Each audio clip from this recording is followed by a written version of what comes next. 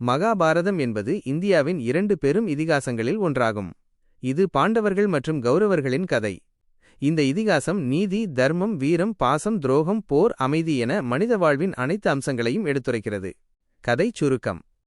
பூர்வ கதை. ஹஸ்தினாபுரம் என்ற நாட்டை ஆண்ட பாண்டவர்களுக்கும் கௌரவர்களுக்கும் இடையே ஏற்படும் மோதல்களே இதன் மைய கருவாகும். குரு வம்சத்தில் தோன்றிய திருதராஷ்டிரன் மற்றும் பாண்டுவின் மகன்களே இவர்கள். திருதராஷ்டிரனின் மகன்களான கௌரவர்கள் 100 பேர். துரியோதனன் அவர்களின் தலைவன். பாண்டுவின் மகன்களான பாண்டவர்கள் ஐவர்: தருமன், யுதிஷ்டிரன், பீமன், அர்ஜுனன், நகுலன், சகாதேவன் ஆகியோர். சூழ்ச்சியும் வனவாசமும். துரியோதனன் பாண்டவர்கள் மீது பொறாமை கொள்கிறான். சகுனியின் உதவியுடன் சூதாட்டத்தில் பாண்டவர்களின் நாட்டை வென்று அவர்களை 12 ஆண்டுகள் வனவாசமும் 1 ஆண்டு அஞ்ஞாதவாசமும் செய்யும்படி நிர்பந்திக்கிறான். கிருஷ்ணனின் உதவி. பாண்டவர்கள் வனவாசம் முடிந்து திரும்பிய பிறகு தங்கள் நாட்டை திரும்ப கேட்கிறார்கள். ஆனால் துரியோதனன் ஒரு ஊசி முனை அளவு நிலத்தையும் கூட கொடுக்க மறுக்கிறான். இதனால் போர் தவிர்க்க முடியாததாகிறது. கிருஷ்ணர் பாண்டவர்களின் தூதுவராக சென்று சமாதானம் செய்ய முயன்றும் அது தோல்வியில் முடிகிறது.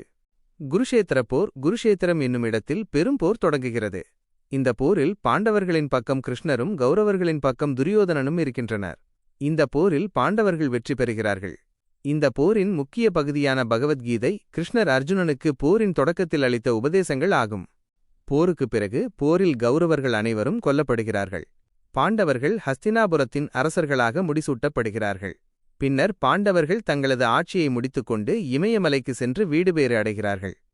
மகாபாரதம் பல கிளைக் கதைகளையும் நீதி போதனைகளையும் கொண்டுள்ளது. கர்ணனின் வீரம், அர்ஜுனனின் திறமை, பீமனின் பலம், திரௌபதியின் துயரம், விதுர நீதி போன்ற பல விஷயங்கள் இதில் அடங்கியுள்ளன. இது ஒரு அற்புதமான காவியம். இது நம் வாழ்க்கைக்கு தேவையான பல பாடங்களை கற்றுத்தருகிறது. மகாபாரதத்தை பற்றி மேலும்